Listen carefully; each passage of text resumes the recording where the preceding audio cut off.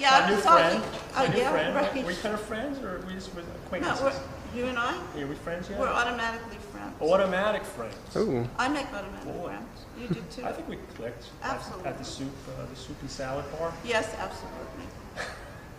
And you know, you're in New Jersey. Yeah, we're cousins. Yeah. We're like, you know. Absolutely. Are you? Yeah, I know.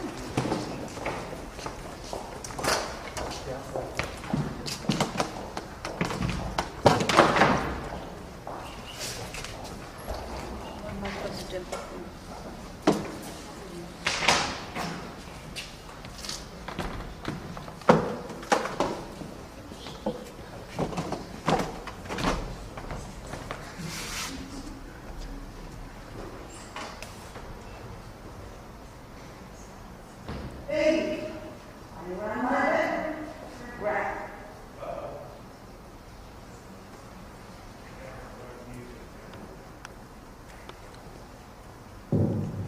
I think I'm waiting for my birth, I'm not sure.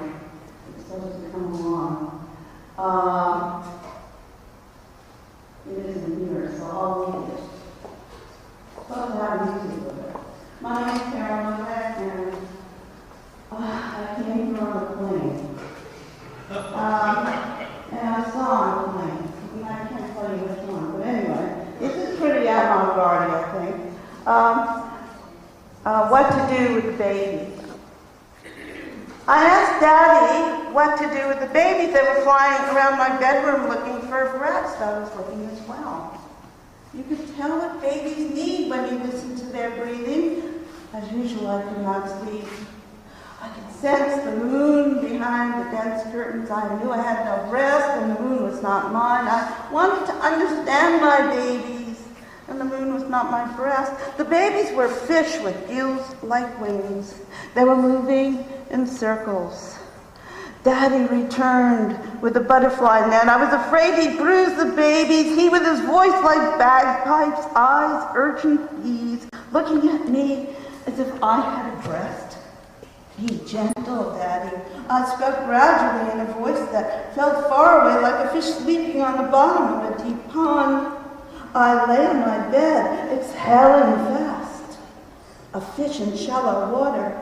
He saw that when he turned the flashlight on my face. I was afraid I'd scream like 5 saxophones, so I didn't. His bee eyes stung, but I asked again, what should we do with the babies? Daddy usually liked me when I asked him questions. This time he realized I knew he had no answers. He held the net like a baseball bat, swung the net and swooped. He caught my face so I could barely gasp. He caught my face, and the babies circled faster and faster around the black globe on the ceiling, pleading, at least life, if not breast. I whispered, wait. Daddy whispered, baby. The babies are in the wash. Where else could I put them? Never mind you now without teeth, memory all over the place, nothing to tell me. Just know I must feed the laboring men.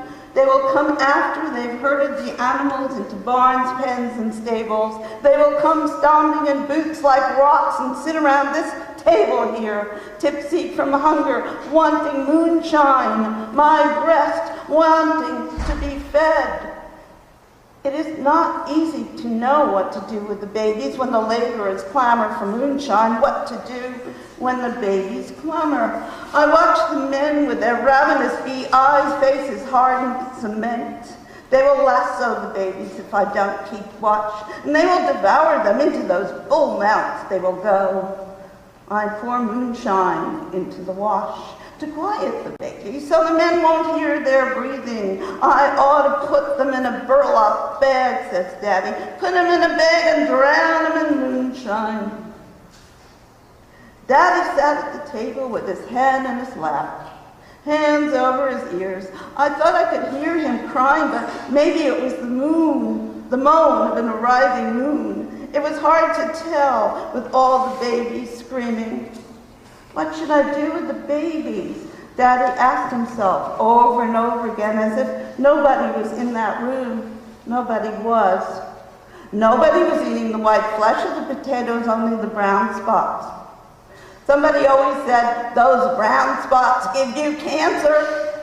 People say lots of things. If you listen to them, you'll stay under the table with the dogs. Best to put your hands over your ears, I say.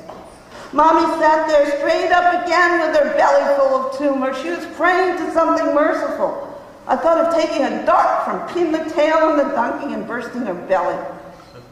I always thought that way when her belly intruded and she prayed like that. Her belly filled her plate, and I wanted to shake the tumor out of her. Poor Daddy with the skinny cow should have locked Mommy in the barn till her stomach was flat, should have sat on her to keep her like that. There wasn't enough of anything to feed all those babies. Mommy's breasts were hollow inside like hollowing gourds, and the chickens were spitting blood from the rain. All year the sky had spilled bad weather, and more was coming. Everyone knew the icebergs were collapsing into the waves. They would take the land with all its babies. Surely Mommy knew. The chickens poked their obscene red beaks through the cracks in the windows, wanting radiators. They screamed with the babies, too much noise. That's the night I decided to open the trap door and live in the fallout shelter.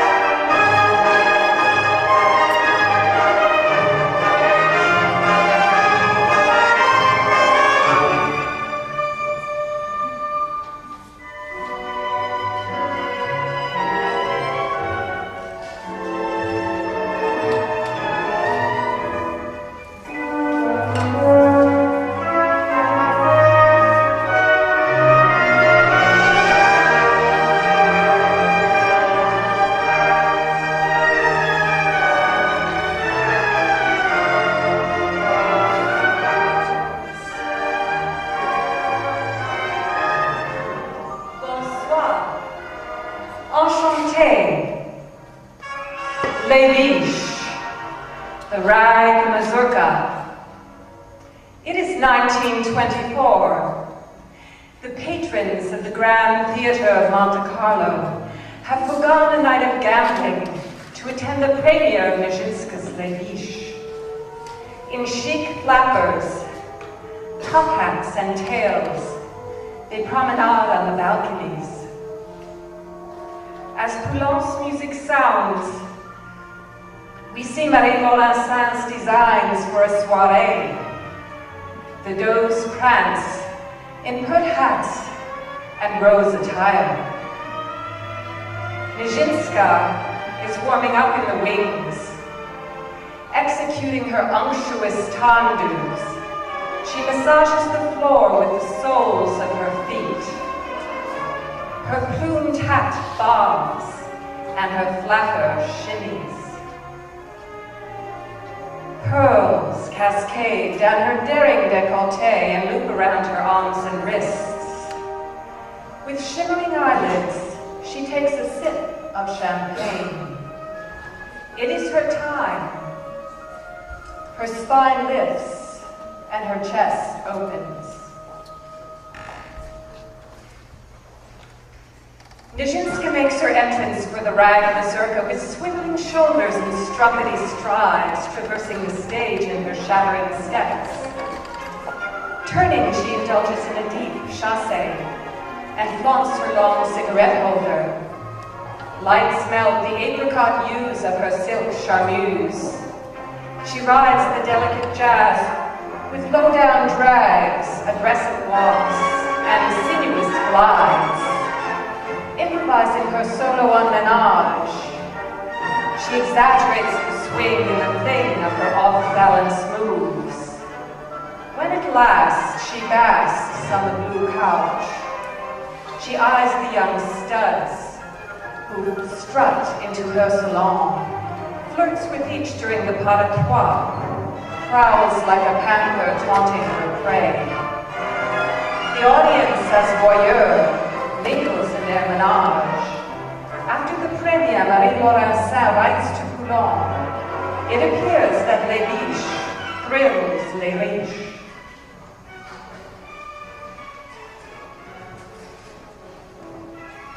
Working with Nijinsky. While staging Les Biches in her 70s, Nijinsky styled her hair onto a white net. Every day she wore the same green batik shirt and white knitted slippers with pom-poms. Shuffling towards me, her hands danced the movements.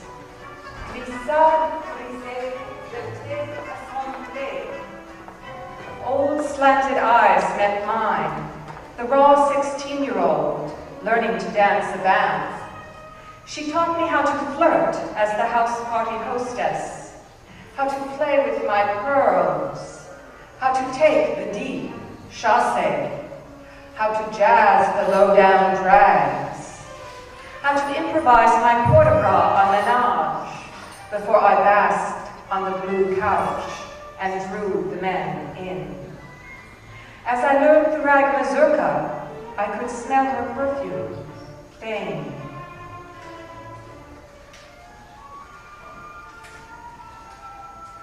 Jacob's Pillow debut. Dancing a vamp at 16 was alluring. I thrilled to the highly arched feet of my partner, Joël. We gazed in deep chasses to sensuous music, as Nijinsky taught the pas de trois très vite. The neoclassic slinks she found amusing. Her frailty belied a sharp eye. Soft wrinkled skin mothered my ballon as I bounced in brilliant batterie on Menage. I jazzed the low-down drags to her delight and improvised my flirting, flaunting role in champagne flapper, pearls, and feathered chapeau. Critics praise, but the compliment of a colleague meant more. You danced that well for a virgin.